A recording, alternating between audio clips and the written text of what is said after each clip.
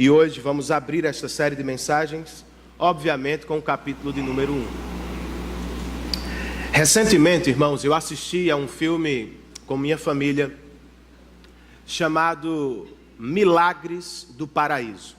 Não sei se você já viu. É muito bom este filme. E de todos os 4 membros lá de casa, quem mais foi impactado pelo filme foi Sofia. Ao longo de julho, férias de julho, ela deve ter assistido ao mesmo filme umas 50 vezes, sem exagero. Todas as pessoas que foram à nossa casa durante o mês de julho foram obrigadas. Avô, tio, amigo, irmão, até o cachorro, coitado, assistiu muitas vezes o mesmo filme. Detalhe, enquanto as pessoas assistiam os filmes, ou o filme, Sofia as fitava para ver se elas choravam com as cenas marcantes do filme. Um jovem foi assistir conosco e ele foi obrigado a chorar. Ele forçou o choro. Tamanha era a pressão de Sofia sobre ele. A cada cena importante, ela dizia: tio, eu não acredito que você não vai chorar. Como? Você é frio. Não se toca ou não é tocado por este filme, por esta cena. Até hoje, eu entrei no quarto ontem e antes de dormir ela estava assistindo Milagres do Paraíso. Por que ela viu este filme como algo tão importante? Ou porque ela se emociona toda vez que assiste o mesmo filme? Porque o filme retrata uma história verídica de uma família que descobre uma doença incurável no intestino de uma menininha de 6 anos de idade. A família faz de tudo, gasta tudo que tem, faz longas viagens, procura os melhores médicos. E ao longo do processo, que durou algo em torno de 4 anos, a mãe da menina foi quem mais sofreu.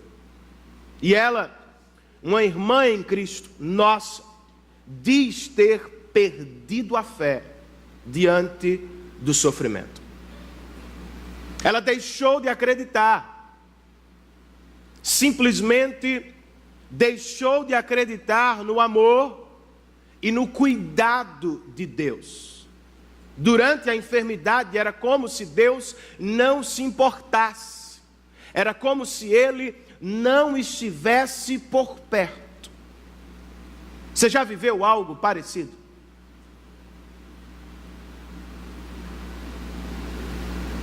Já foi forçado a duvidar, a questionar o amor ou a presença de Deus? O profeta Daniel, sim. Mas, ao abrir seu livro, o profeta contraria a expectativa de muitos. Por quê? Porque no momento mais difícil da sua vida, ele escreve e prega a partir do capítulo 1 a seguinte mensagem: Deus está sim presente nos momentos mais difíceis da vida. De acordo com o que ele viu, experimentou na Babilônia, ele conclui: Deus está sim presente até mesmo no exílio do seu povo. É sobre isto, portanto, a presença de Deus nos momentos difíceis, que vamos estudar nesta noite a partir do capítulo 1 do profeta Daniel.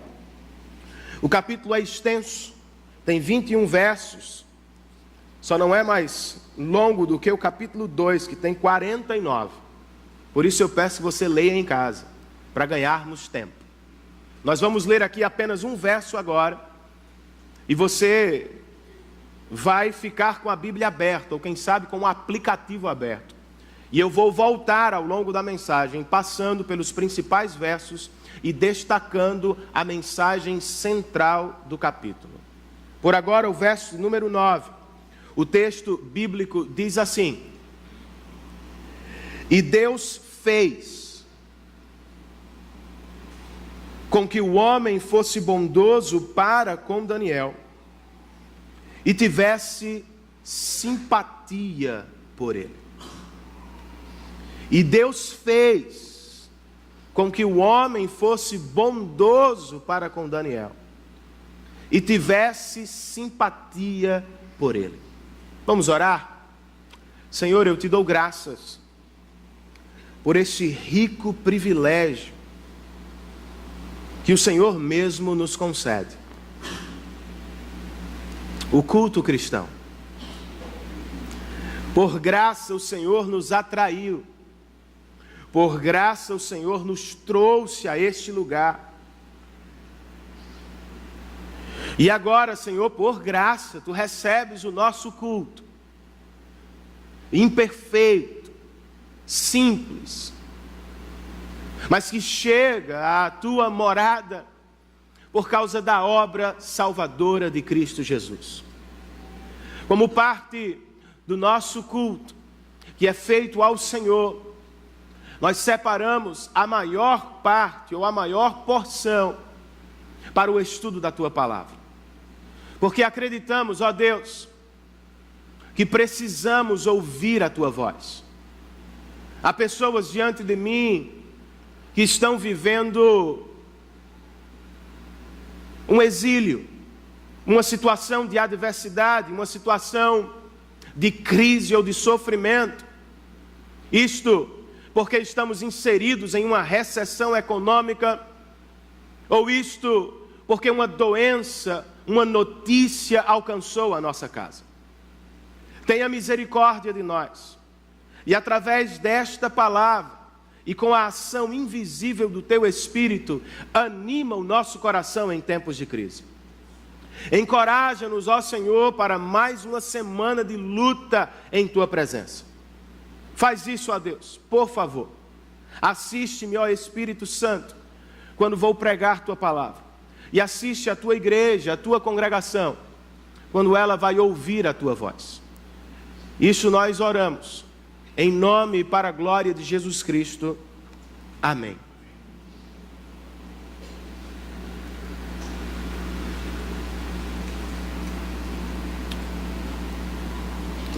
Antes de entrar propriamente no texto, ou no capítulo de número 1, nós precisamos fazer algumas observações elucidativas, comentários introdutórios ao livro. Por exemplo, onde Daniel está quando escreve este livro. De acordo com os versos 1 e 21 do capítulo 1, Daniel está no exílio da Babilônia, o que se passou durante o 6º século antes de Cristo. Como ele organiza este livro?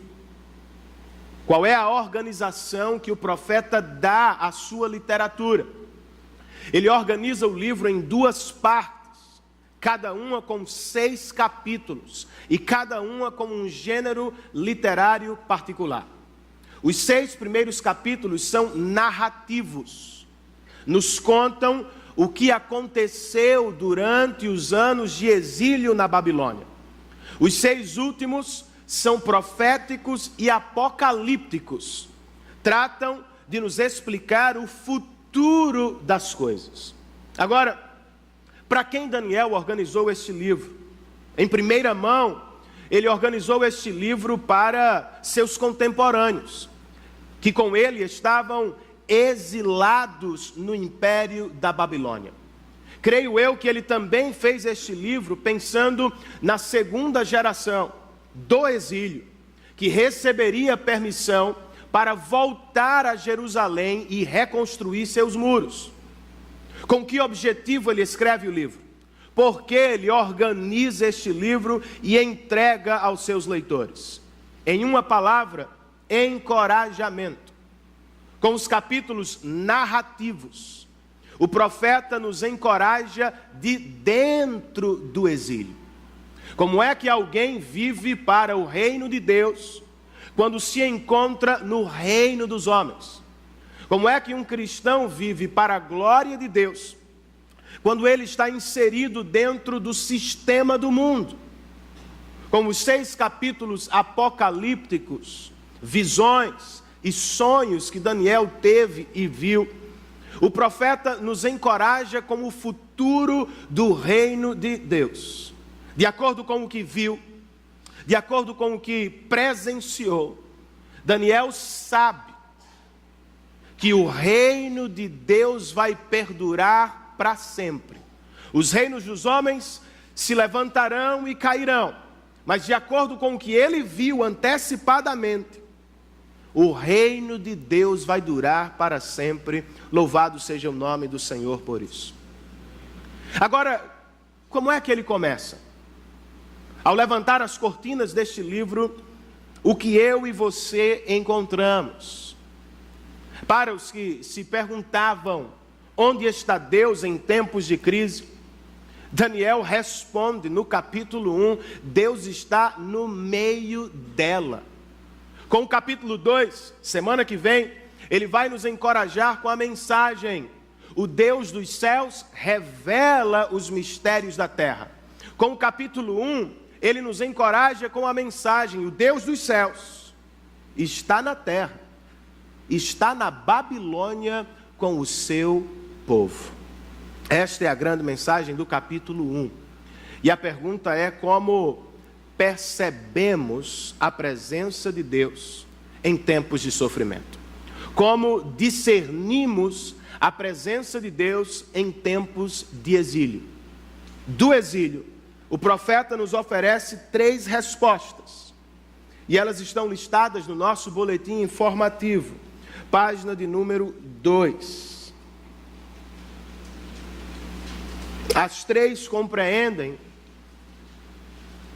as partes principais do texto.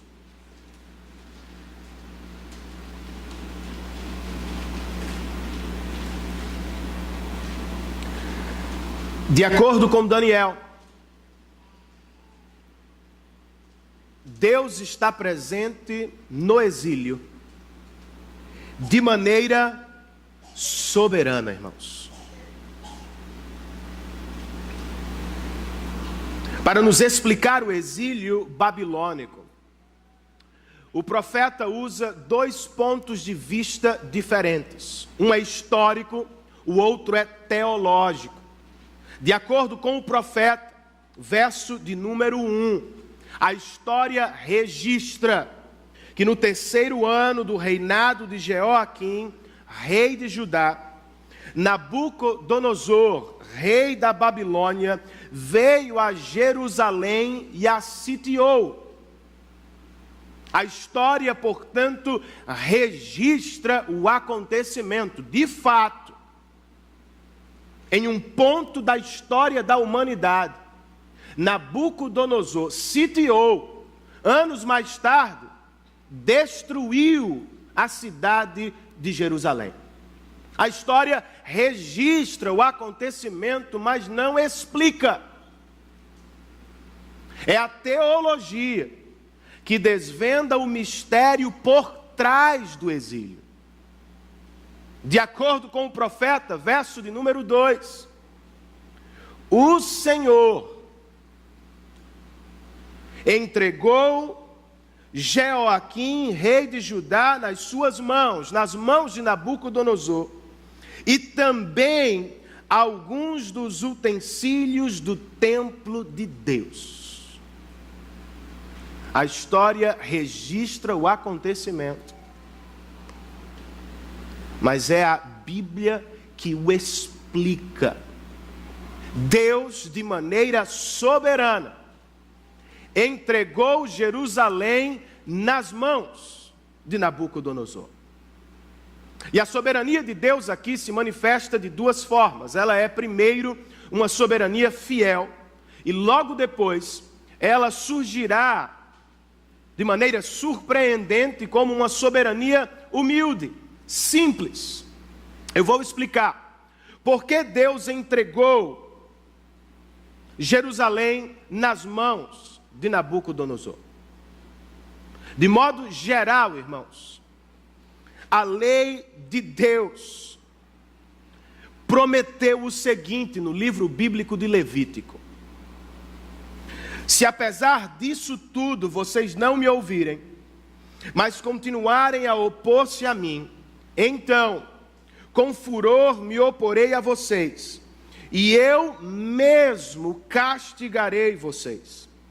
eu espalharei vocês entre as nações, e empunharei a espada contra vocês. Sua terra ficará desolada, e as suas cidades em ruínas. A lei de Deus trazia promessas maravilhosas de bênçãos, mas ela também carrega promessas de disciplina. Por anos, Israel ao norte e Judá ao sul, as duas nações que um dia foram uma, se afastaram do Senhor, negligenciaram a voz do Senhor. O Senhor levantou diversos profetas, mas elas não deram ouvidos. Por isso, por causa da soberania fiel, Deus entregou Israel à Assíria em 722 a.C. e agora está entregando Judá à Babilônia por volta do ano 600 a.C. De maneira específica, o profeta Isaías, anos antes do exílio da Babilônia, disse ao rei Ezequias o seguinte: um dia, tudo que há em seu palácio, bem como tudo que os seus antepassados acumularam até hoje, será levado para a Babilônia. Nada ficará, e alguns de seus próprios descendentes serão levados, e se tornarão servos no palácio do rei da Babilônia.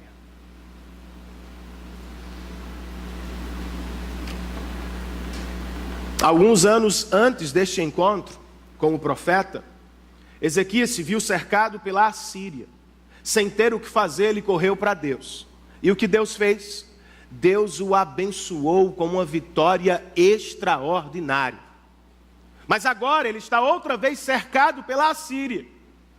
E o que faz?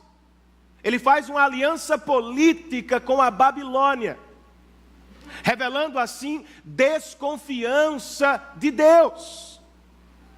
Por isso, de maneira específica, Isaías promete a Ezequias: os seus filhos, descendentes, se tornarão empregados no palácio do rei da Babilônia.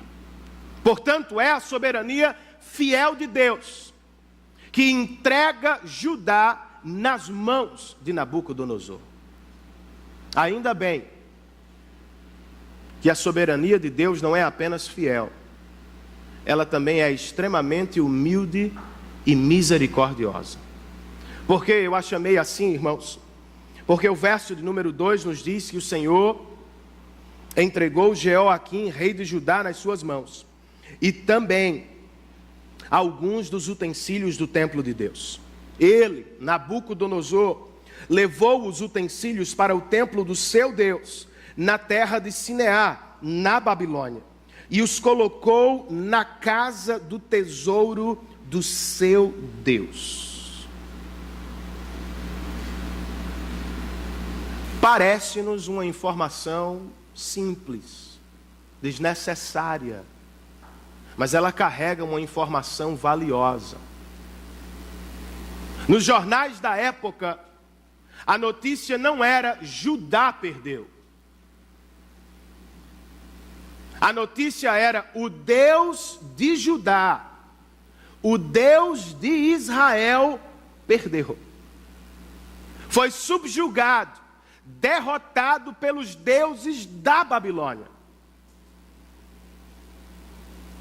A pergunta é: por quê? O Deus soberano sobre todas as coisas se permite ser enxergado como um Deus que perde, de maneira humilde. Deus se permite exilar. Os utensílios do templo são levados para a Babilônia. Com que propósito? Qual era o objetivo, irmãos?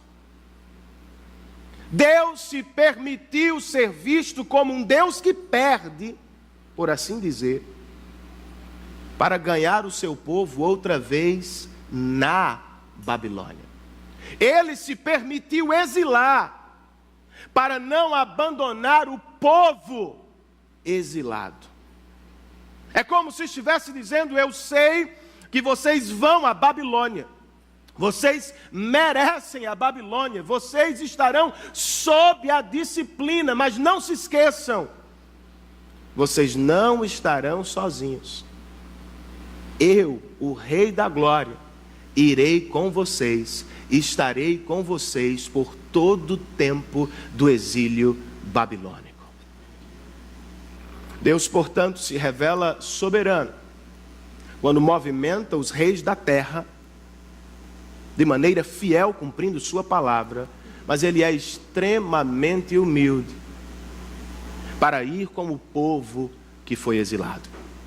E o que nós aprendemos aqui, irmãos?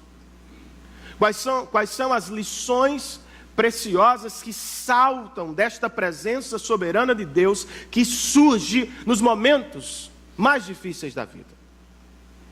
Eu posso começar com cuidado, meu irmão.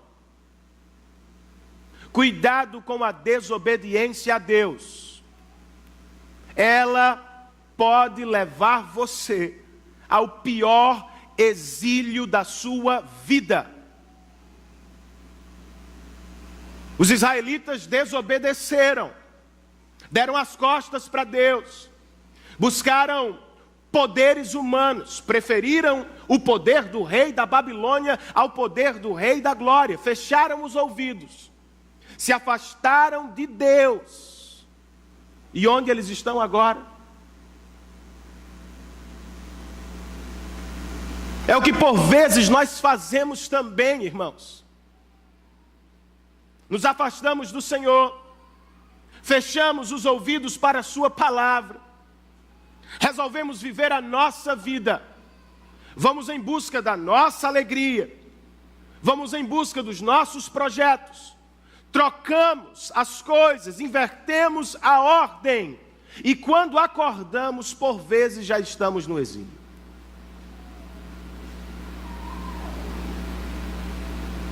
Cuidado. Quem se aproxima da Babilônia, por vezes termina preso por ela.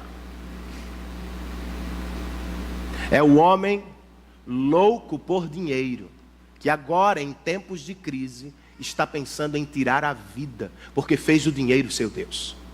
É a mulher que se aventurou em um relacionamento ilícito, pensando que era a melhor coisa do mundo, e agora se descobre usada e abusada. É o jovem que bate no peito e diz: eu vou curtir a vida. E quando percebe, está preso aos vícios terríveis da nossa modernidade. Cuidado com a desobediência. Ela pode levar você a um exílio perigoso. Da desobediência que termina em exílio, nós vamos ao desespero que toma conta dos que já estão lá.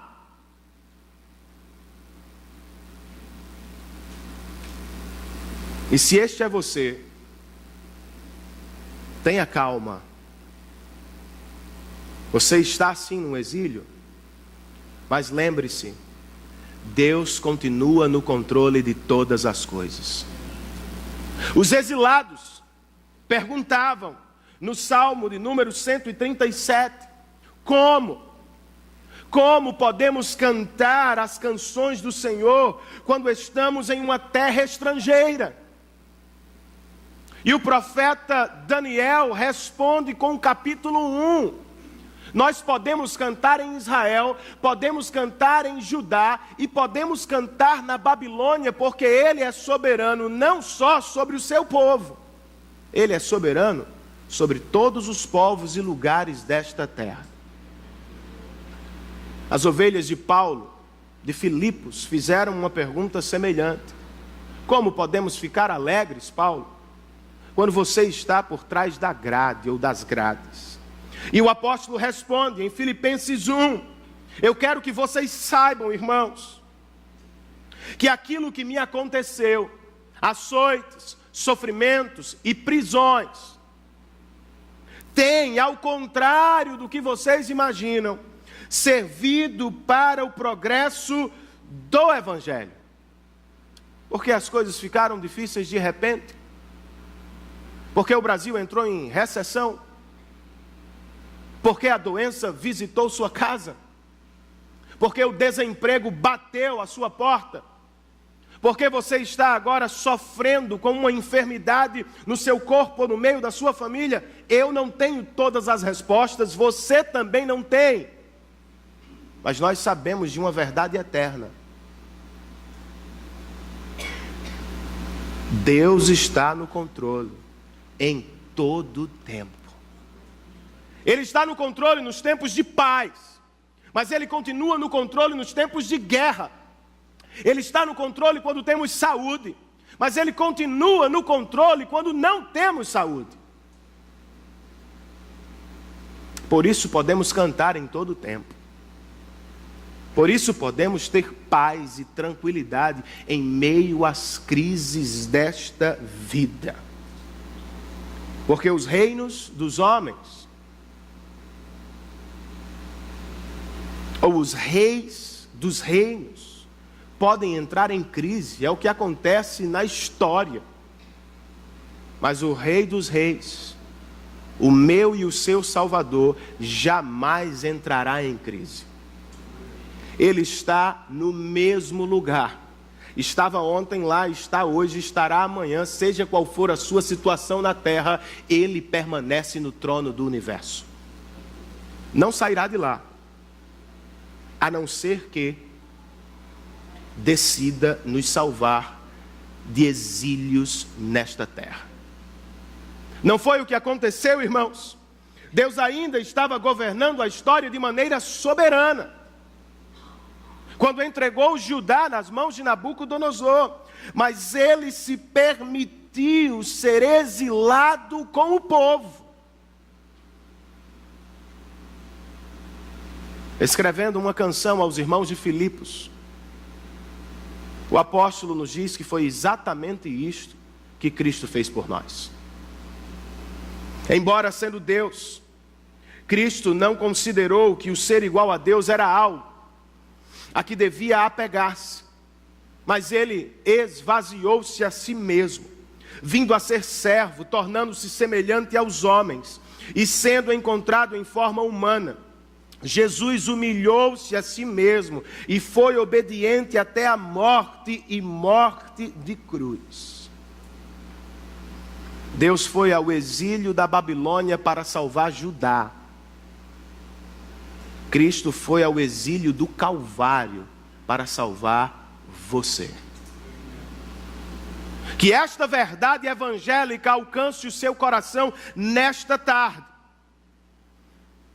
Não sei em que exílio você se meteu, não sei se sofre com seus pecados ou com os pecados dos outros, não sei se está sob severas dores no corpo ou na alma. O que eu sei, irmãos,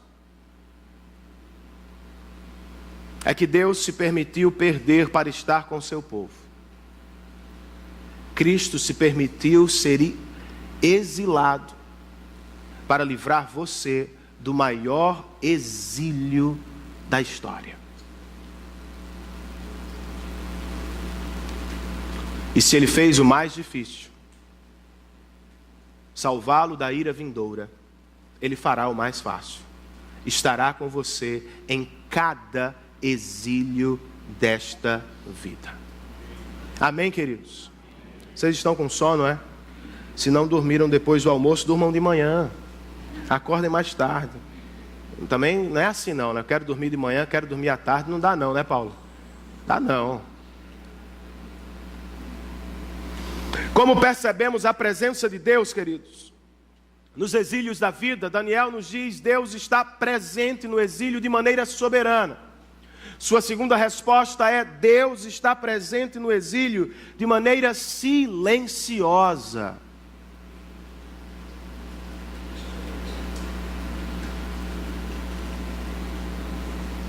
Depois de nos apresentar a razão por trás do exílio, o profeta nos coloca diante do projeto político de Nabucodonosor. Versos 3 e 4. O rei ordenou a Aspenaz, o chefe dos oficiais da sua corte, que trouxesse alguns dos israelitas da família real e da nobreza, jovens sem defeito físico, de boa aparência, cultos, inteligentes, que dominassem os vários campos do conhecimento, e fossem, ou para que fossem, a fim de que fossem, capacitados para servir no palácio do rei. Qual é o plano ou o projeto político de Nabucodonosor? O rei sabe, nota um autor por nome de Sinclair Ferguson, que conquistar as nações por força militar não será suficiente. Para dominá-las de verdade, o plano é dominar os seus melhores homens, com o propósito de ter nativos a seu serviço. Ele reúne os melhores jovens das nações dominadas e os traz para perto, os treina e depois os envia de volta, a fim de que eles sejam judeus, no caso, babilônicos, morando em sua terra natal, mas a serviço da Babilônia. Ele tem um plano e vai forçá-lo contra Daniel e seus 3 amigos. Eu chamei este plano de babilonização. Ele quer transformar Daniel, um jovem, na verdade um adolescente, que quando chegou à Babilônia tinha entre 14 e 15 anos. Ele com os outros vão receber uma nova doutrina, vão receber uma nova vida de luxo, e vão receber novos nomes, estes derivados das divindades da Babilônia. Com o verso 4, Daniel nos diz que eles devem aprender a língua e a literatura dos babilônios. Deixem os livros de Israel para trás, deixem a Bíblia Sagrada para trás. De acordo com o verso 5, durante o período de treinamento, esses jovens vão receber e comer do melhor da mesa do rei. Terão todo o tempo livre para estudar. E segundo os versos 6 e 7, eles receberão uma nova identidade. Não serão mais chamados pelos nomes judaicos, que derivavam do Deus Yahvé. Serão chamados, conhecidos pelos nomes da Babilônia. A Babilônia tem este projeto, transformar Daniel e seus amigos. Tem um ataque, mas Daniel tem o seu projeto. Ele tem um contra-ataque, ele tem um plano para se opor a tudo que Nabucodonosor, ou a quase tudo que ele quer fazer. E este plano está no verso de número 8, irmãos. Na verdade é uma resolução, uma decisão.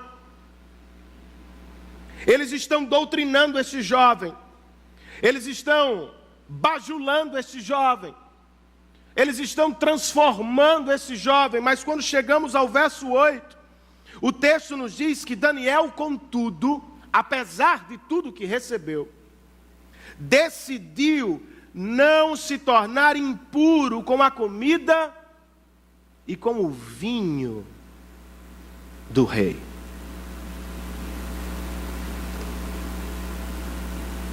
Como é que nós explicamos esta decisão?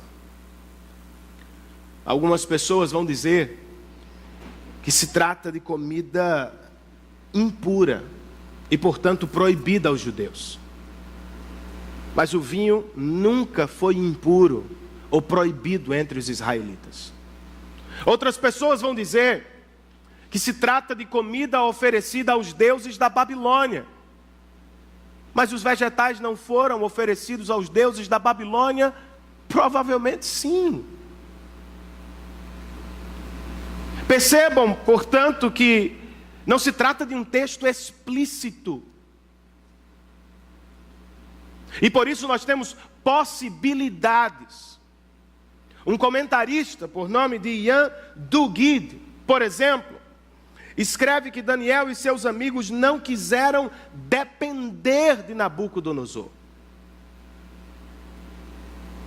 Por isso resolveram se alimentar apenas do que crescia naturalmente da terra. Sinclair Ferguson observa que Daniel não se permitiu seduzir pela boa vida da Babilônia. Não se deixou comprar pela mesa do rei. O que vai acontecer em breve, se não já está acontecendo em ano de eleição. Eu concordo com os nossos irmãos. Eles estão certos em alguma medida. Mas foi Dale Davis, um pastor presbiteriano, que mais me ajudou com a questão. Ele escreve: embora o texto não seja explícito, o mesmo tem uma fluência que precisa ser observada com cuidado. O verbo decidir do verso 8, que aparece na boca de Daniel, é a mesma palavra no hebraico para o verbo dar, do verso 7, que surge na boca dos oficiais. Por 2 vezes o texto nos conta que o chefe dos oficiais deu novos nomes aos jovens judeus. Mas agora o mesmo texto nos mostra que Daniel também deu sua resposta. Qual é? Daniel decidiu resistir.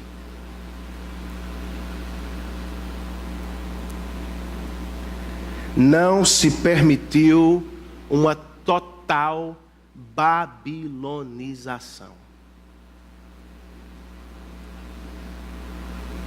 Vocês podem mudar minhas roupas, vocês podem mudar meus livros, vocês podem mudar até o meu nome, mas vocês não mudarão o meu coração. Eu ainda servirei a Deus, mesmo vivendo no meio da Babilônia. Este é o plano. Eu vou aceitar o que posso, mas não vou comprometer minha vida com Deus. Eu vou ler o material da Babilônia, eu receberei o nome da Babilônia, eu estarei com eles durante todo o tempo, mas se houver a possibilidade de resistir, eu vou fazer. Qual é o resultado imediato desta decisão, irmãos? Verso de número 15. O texto sagrado registra: passados os 10 dias, eles pareciam mais saudáveis e mais fortes do que todos os jovens que comiam a comida da mesa do rei. E se não fosse o frio, todos nós gostaríamos de dizer: muito bem, Daniel. A esta altura, nós queremos aplaudir este jovem, porque olha o que ele conseguiu, mas não podemos. A bênção deste momento não vem do esforço de Daniel, ela é fruto da graça de Deus. É o que nos diz o verso número 9, o verso que li no início.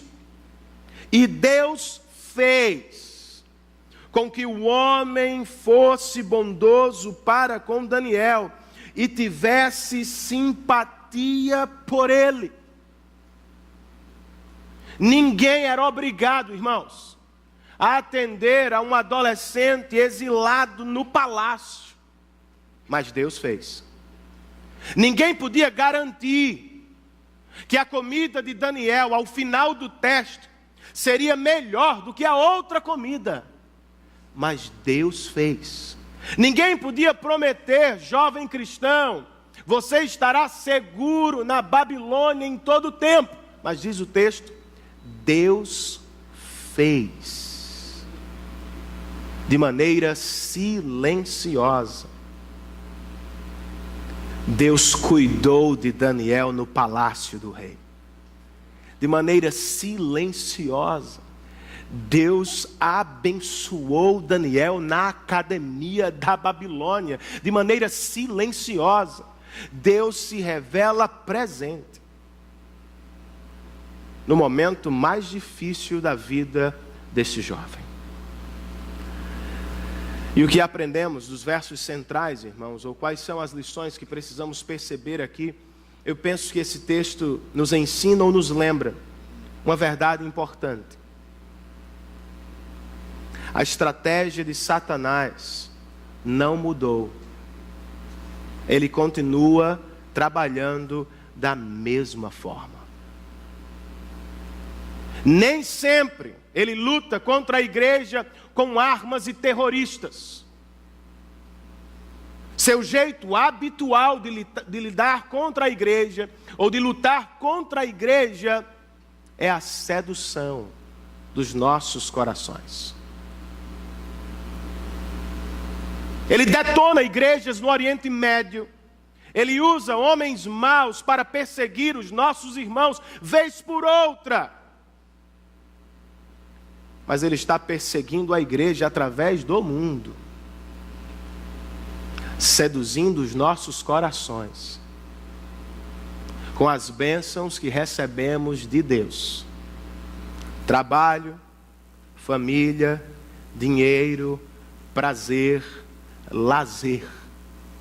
Pouco a pouco ele nos leva a acreditar que a nossa satisfação depende das coisas desta vida. E quando percebemos, já estamos vivendo como incrédulos. Se não conquistarmos isso, não seremos felizes. Se não fizermos aquela viagem, não seremos satisfeitos. Se não comermos isso, não seremos alegres. De maneira sorrateira, irmãos, ele nos doutrina. Músicas que cantamos e ouvimos, programas que assistimos, livros que vamos ler, professores, colegas de trabalho. Pouco a pouco a filosofia mundana vai tomando conta do nosso coração. Aos poucos, ele trata de nos isolar do povo de Deus, como fez com Daniel, a fim de enfraquecer o nosso compromisso com Deus.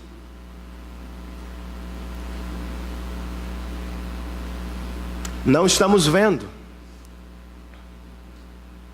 Não sei se vou desanimar você, mas o diabo lutará contra você amanhã no trabalho. O diabo lutará contra a sua família depois de amanhã na sua casa. E nem adianta dizer está amarrado.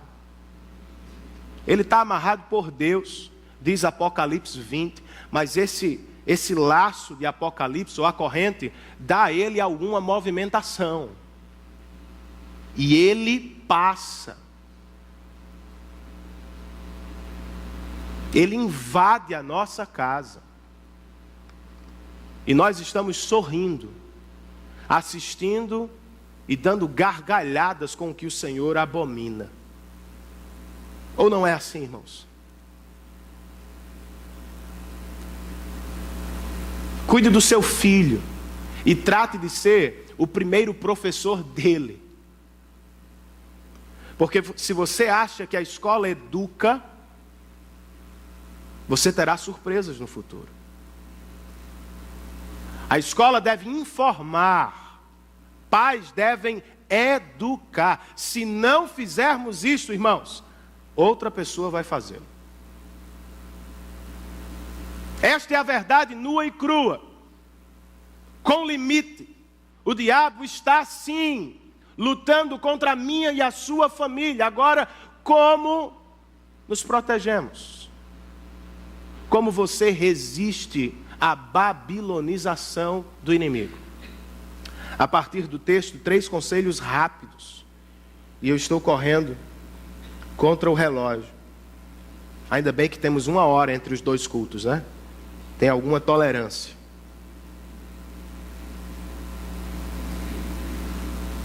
Como você se protege? Resolva hoje. Agora, meu irmão. Você está me ouvindo, jovem? Resolva viver para a glória de Deus neste mundo desde cedo. Não espere alcançar a posição. Não espere alcançar o lugar. Não diga depois que conquistar tudo, então, Senhor, eu te servirei. Viva para a glória de Deus agora, quando você ainda é um estudante, quando você está começando sua família. Resolva viver para a glória de Deus hoje, quando está dando os primeiros passos com sua casa no meio deste mundão. Porque senão, meu irmão, os desafios vão se tornar cada vez maiores e piores. Se você não consegue viver para a glória de Deus hoje, quando os desafios são menores, quem garante que você viverá amanhã?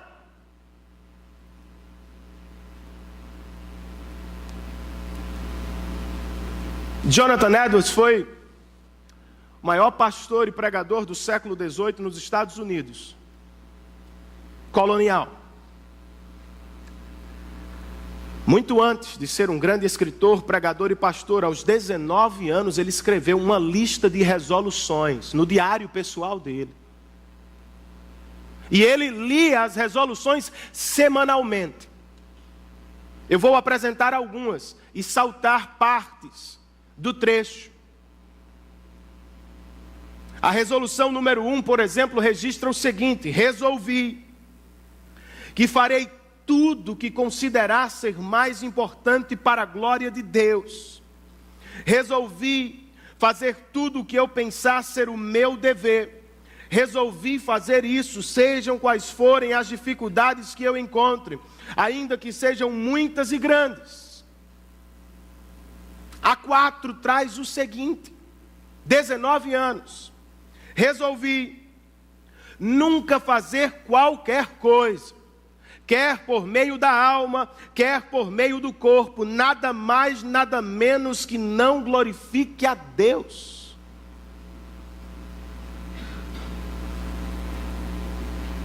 A de número 56 nos diz: resolvi nunca ceder, o mínimo que seja, para diminuir minha luta contra as minhas corrupções, por mais mal sucedido que venha a ser.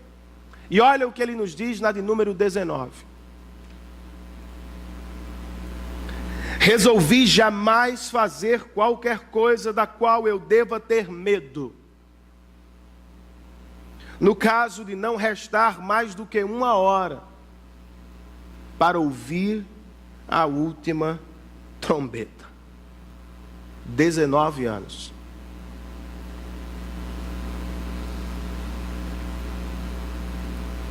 Quando o vemos como um grande homem de Deus, não percebemos a história com Deus. Ele não é aquele Jonathan Edwards, sem ser este Jonathan Edwards. Faça como ele, faça como Daniel, resolva viver para a glória de Deus desde agora, a fim de que amanhã você tenha a oportunidade de fazê-lo também. Se deixar para amanhã, talvez não consiga. Os compromissos vão aumentar, as tentações vão aumentar, as pressões vão aumentar, e só Deus para nos arrancar. Como você se prepara ou resiste ao programa da babilonização? se aproprie deste momento. Se aproprie dos irmãos em Cristo que Deus levantou para ajudar você. Daniel não está em Israel, mas tem israelitas ao seu lado. Ele não tem seus familiares por perto, mas está caminhando dentro da Babilônia com amigos cristãos. Eu e você passamos muito mais tempo fora do que dentro deste espaço. Estamos muito mais na Babilônia do que em Israel, muito mais no mundo do que na igreja. E se eu não tenho amigos cristãos com quem eu posso dividir a carga, eu não vou suportar. Se não levo a sério este momento semanal, eu não vou suportar. De maneira misericordiosa e sábia, Deus nos deu um dia e ordenou que o guardássemos. É um mandamento bíblico. Ah, mas todos os dias são do Senhor, sim são. Mas este dia é mais importante porque ele regula todos os outros. O domingo cristão é a voz dos céus para aqueles que estão na terra. É a mensagem do reino de Deus para os que estão no reino dos homens. É no domingo, irmãos, que Deus desperta os que dormem. É no domingo que Ele nos protege das ciladas da semana. É no domingo que Ele nos traz para perto quando já estamos dormindo com o inimigo. É no domingo que Ele toma os nossos olhos da terra para o céu e nos lembra que esta casa é passageira e que aguardamos outra melhor. Resolva viver para a glória de Deus agora. Se aproprie de amigos e de momentos cristãos. E dependa, em todo o tempo, dependa da graça de Deus. Deus abençoou Daniel na Babilônia. A graça pode ser silenciosa, mas ela é real. Ela pode ser invisível, mas lhe será suficiente no tempo da necessidade. Deus está trabalhando, irmãos, mesmo quando eu não vejo. Deus estava salvando o seu povo, mesmo quando aparece em apenas um verso. Deus não ficou restrito a Jerusalém.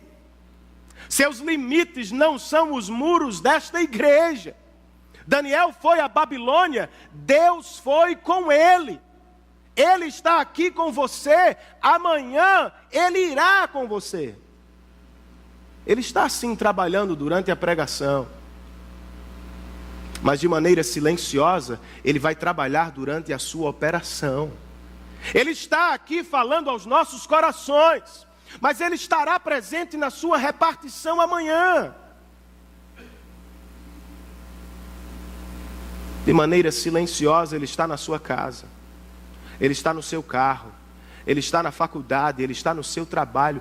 Deus está presente conosco em meio às dificuldades da vida, ao longo deste lugar que chamamos de exílio temporário. Sendo assim, dependa da graça de Deus. Como cuidou de Daniel, um adolescente judeu na Babilônia, Deus pode cuidar do seu filho adolescente neste mundo. Como protegeu Daniel na academia da Babilônia, Deus vai proteger você no campus e na sala de aula da faculdade. Como abençoou Daniel nos negócios da Babilônia, Deus vai abençoar você nos negócios deste mundo. Dependa da graça de Deus. Por fim, irmãos, Daniel já nos disse que Deus está presente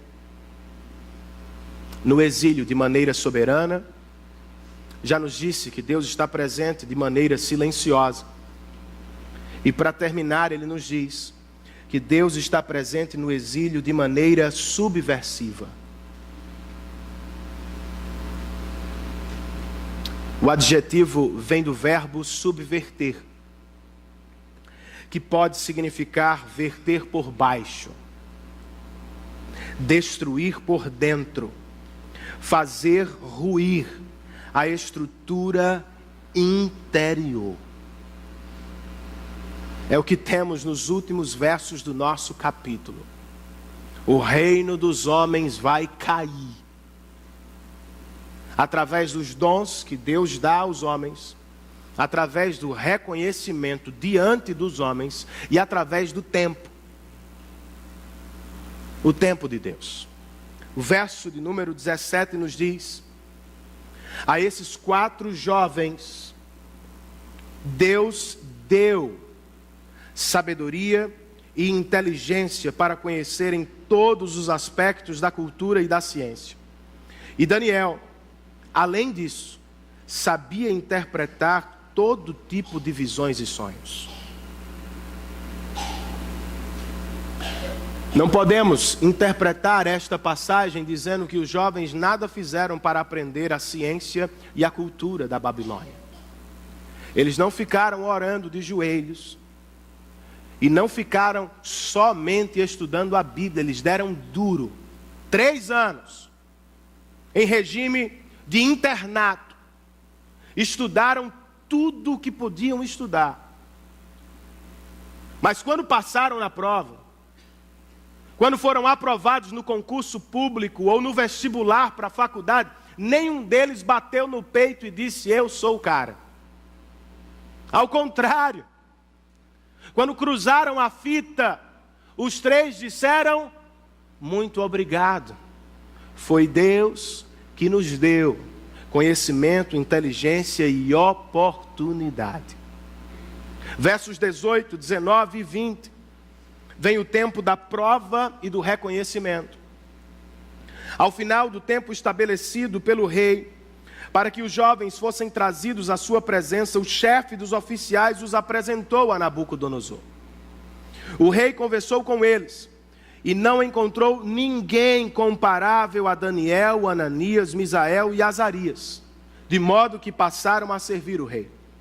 O rei lhe fez perguntas sobre todos os assuntos que exigiam sabedoria e conhecimento, e descobriu que eram 10 vezes mais sábios, não do que os outros estudantes, do que todos os magos e encantadores de todo o reino.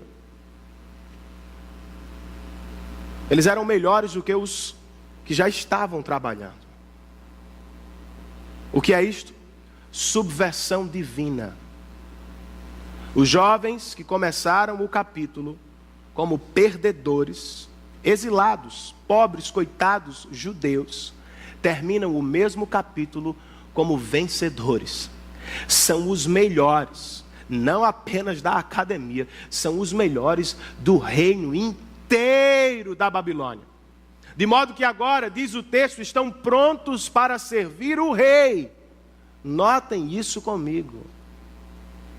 Eles não foram pastores ou missionários de tempo integral. Nenhum deles usou um púlpito como este, ou teve um público como este para falar. Eles nunca foram pastores ou missionários, no sentido formal do termo. Contudo, foram cristãos missionais. Viveram dentro do reino do homem, a serviço do reino de Deus.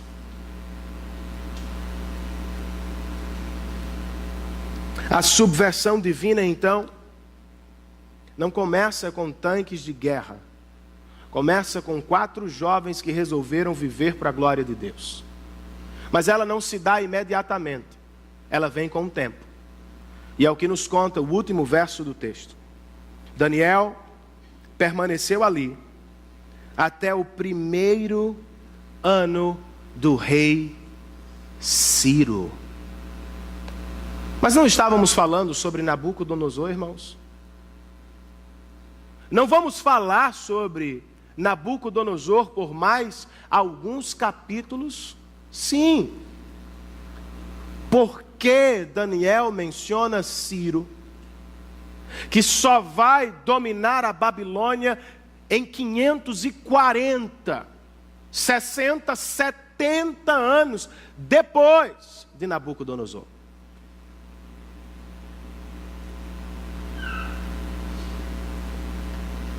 A subversão divina pode demorar,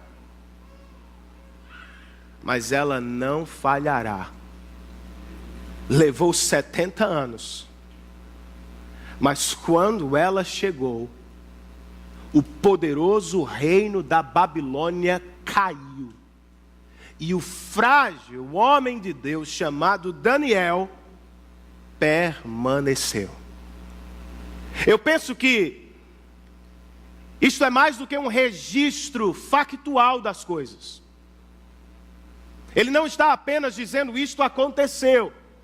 De maneira introdutória e implícita, Daniel está apontando para a sua grande mensagem. Qual é ela? Saibam, cristãos de todos os tempos, por mais fortes e poderosos que sejam os reinos dos homens, eles passarão, surgirão e desaparecerão, mas só o reino de Deus vai perdurar para sempre.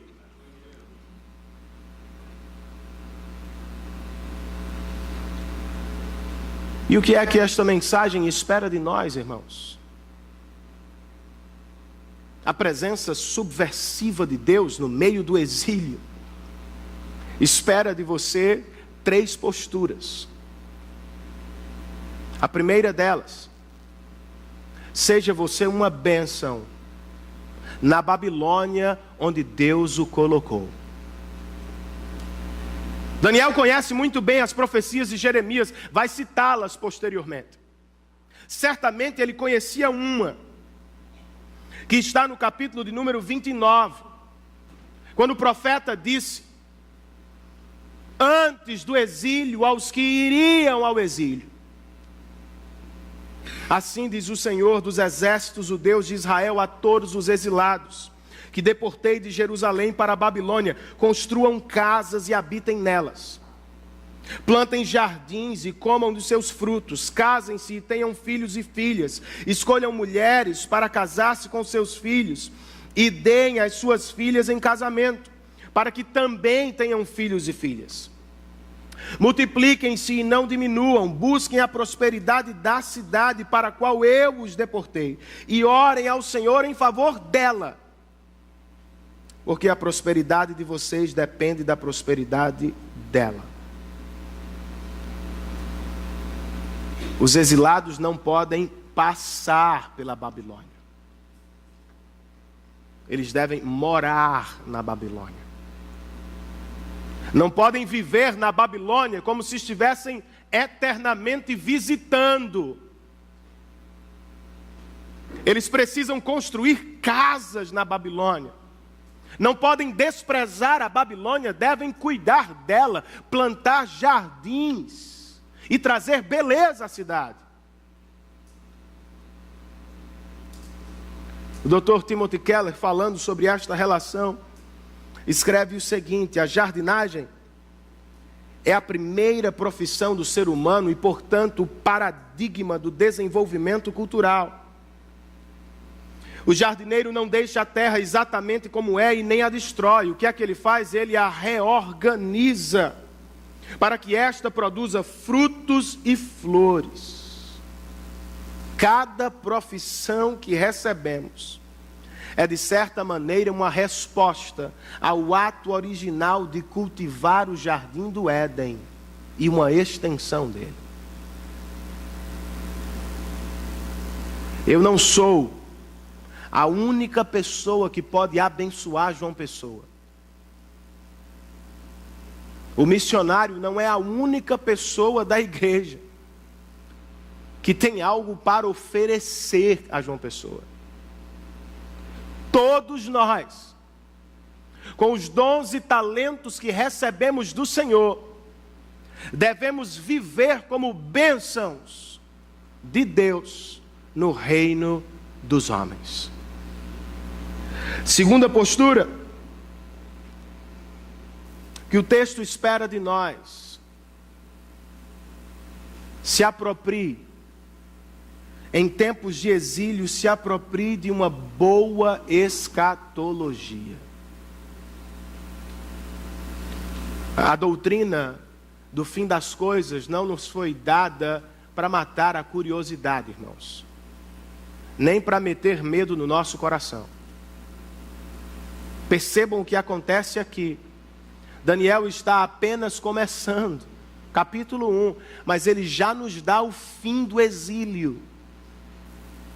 Com que objetivo? Encorajar o presente. Meu irmão, eu não sei se as coisas vão melhorar para você.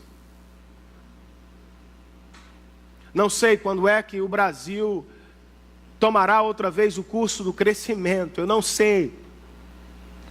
Eu não sei se todas as portas do mundo vão se abrir. Você sabe que muitas não se abrem. Você vive neste mundo real. Mas eu sei de algo melhor. Em breve, os céus se abrirão e o Rei da Glória voltará. E ele levará todos os seus filhos, os doentes e os saudáveis, os ricos e os pobres, os que sofrem e os que se alegram. Sendo assim, se aproprie no meio desta sua crise, olhe para o céu, viva na terra a luz da eternidade. Porque este mundo está manchado pelo pecado. E ele jamais, a gente quer, ele jamais será um parque de diversões para a igreja. Ele não pode ser.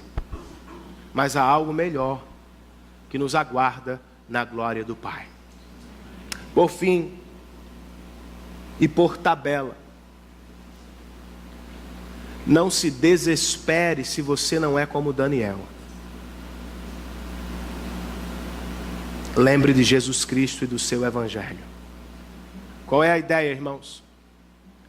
Lendo este livro, nós podemos ser encorajados e nós podemos ser desencorajados. Por quê? Porque Daniel está acima da média. Ele é um pecador igual a você. Mas por graça não há pecado dele registrado em seu livro. Você já viu isso? E lendo o livro você pode ter a impressão de que precisa ser como ele.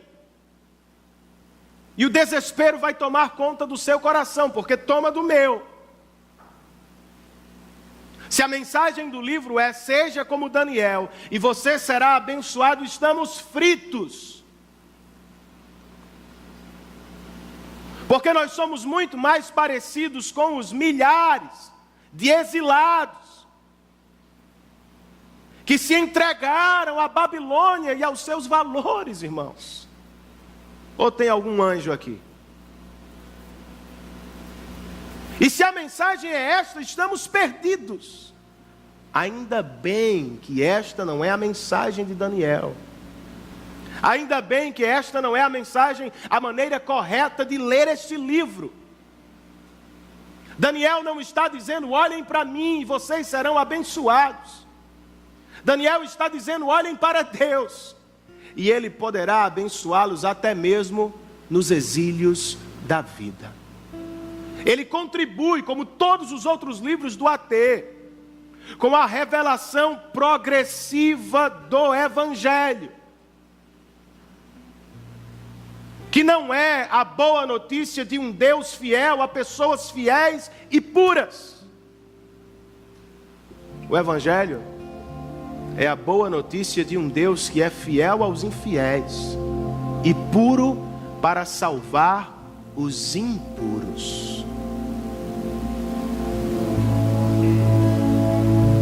Olhe menos para Ele e olhe mais para Cristo, e você estará seguro ao longo dos exílios da vida. Por vezes, irmãos, nós temos a sensação de que Deus não está presente. Não é assim que funciona? Vocês se lembram da mãe que citei no início? Sem querer estragar o filme, ao fim de tudo e olhando para trás, ela percebeu que a providência do Senhor esteve sempre presente. Ela viu o cuidado de Deus nos amigos que o Senhor levantou. Ela viu o amor de Deus no médico que o Senhor trouxe à vida deles. Ela viu o amor do Senhor no abraço da igreja e da comunidade. E por incrível que pareça, ela descobriu a providência do Senhor em uma terrível queda, que a princípio parecia ser o fim da menina, que caiu de uma altura de 10 metros, de cabeça no chão. Ao contrário do que pensava, a queda foi a salvação dela. Porque não apenas a menina não se machucou, mas de maneira estranha e providencial, ela bateu no lugar do cérebro que startou ou iniciou o funcionamento do intestino outra vez. Ela reuniu amigos, o médico, familiares, irmãos em Cristo em um culto como este. E disse aos presentes: eu não sei porque Deus curou minha filha. Poderia não ter curado. Milhares de crianças não serão curadas. Mas ainda assim eu preciso confessar meu pecado.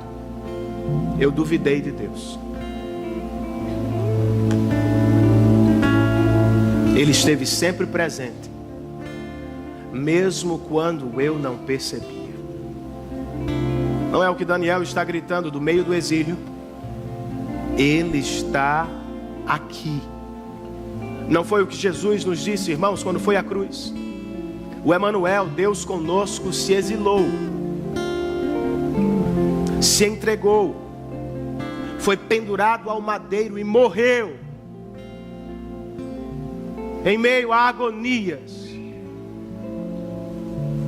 Mas ao terceiro dia Deus o ressuscitou dentre os mortos e o fez assentar nas regiões celestiais, como prova de que seu sacrifício fora aceito e como prova de que Deus está sim presente nos mais terríveis e difíceis momentos da nossa vida. Olhe para Ele nesta noite. Ele se foi, se permitiu perder para ganhar você, se permitiu ser exilado para livrá-lo do exílio eterno e para estar com você dentro de qualquer exílio que você esteja vivendo hoje. Vamos adorar ao Senhor. Fiquemos de pé, queridos, na presença de Deus.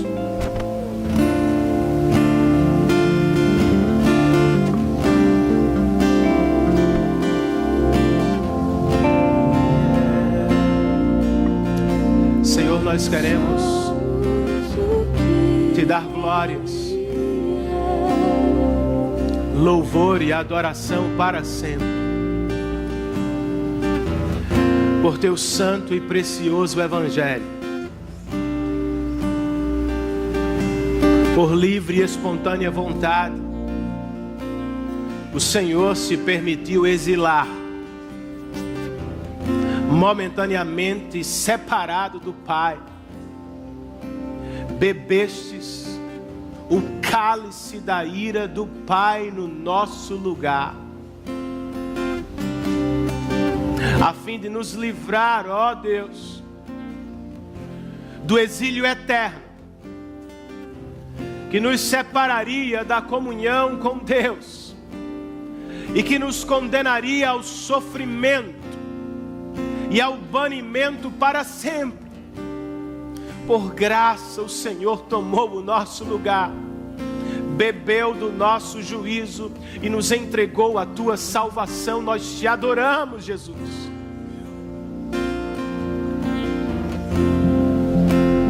Por causa da cruz e do terrível exílio que o Senhor viveu, nós sabemos que estás presente conosco. Ao longo de todos os sofrimentos menores, exílios menores, pelos quais passamos nesta vida. Abre os olhos do meu irmão, abre os olhos da minha irmã, de modo que todos nós enxerguemos o teu cuidado, a tua providência, a tua presença conosco. Prepara-nos, ó Senhor, para uma semana no reino dos homens. Nos permita um total compromisso contigo, de maneira que vivamos entre os homens, mas para ti. Servindo uns aos outros com os princípios do teu reino. Humildade, bondade, longanimidade, paciência, misericórdia. Expurga, ó Senhor, do nosso coração a ganância, o desejo de ganhar e de passar por cima do outro, a competição desleal, as marcas da Babilônia, Senhor, tire-as de nós.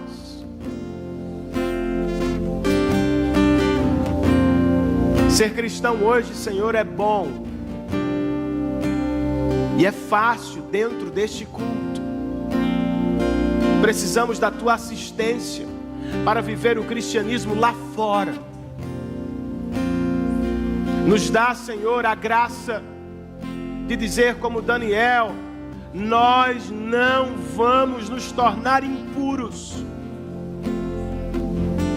Mas se isto vier a acontecer, nos lembra da primeira carta de João, quando ela nos diz: filhinhos, se vocês pecarem, não se esqueçam, vocês têm um advogado perante o Pai que intercede por vocês.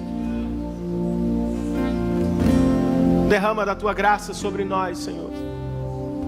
Esta é a nossa oração em nome e para a glória de Jesus Cristo. Que o amor de Deus nosso Pai, a graça do nosso Senhor e Salvador Jesus Cristo, a comunhão, o cuidado, a presença, o poder do Espírito Santo estejam sobre todos nós. E todos nós dizemos, para a glória do Senhor, amém. Que Deus nos abençoe, queridos. Que tenhamos uma ótima semana na presença dEle, para a glória dEle.